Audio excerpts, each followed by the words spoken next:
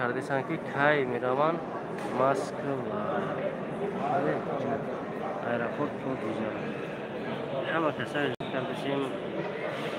انشاءالله که این ریسی پسات کی توشکند مسکو توشکند کسی که مثلا پسات که قریب تگه توشکند میخوام با اگه میشینه مسکو باز این ریس میروه بعد این انشاءالله که با ریسی خورو میشه و کسانی که با پسات که قطعاً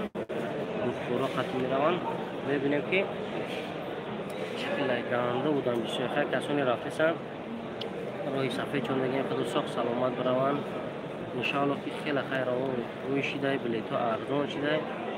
باوری کامل دارم که چوت کچه میشه هر یک کس جدت کنه انشاءالله که خواهی دمی میشه هزار عمل برای دستگیریتون برای گنجینه را در برنامه که تنموند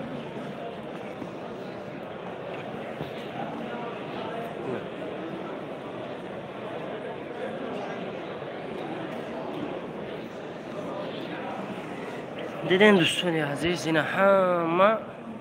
در داودای ایرپورت سلام علیکم اکبر جیفی و علیکم و سلام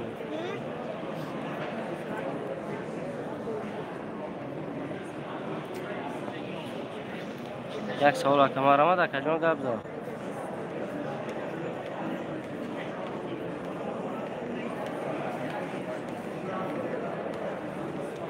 گفت در کجان من یکون جو نمیرم یک دشتی نصور را روی میکنم شکرونه الله همینجا دایی مکم ولی سانتی ها کروی زور در پیشن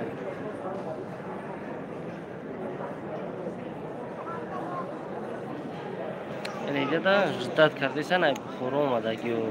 ای تشکیل آمدگی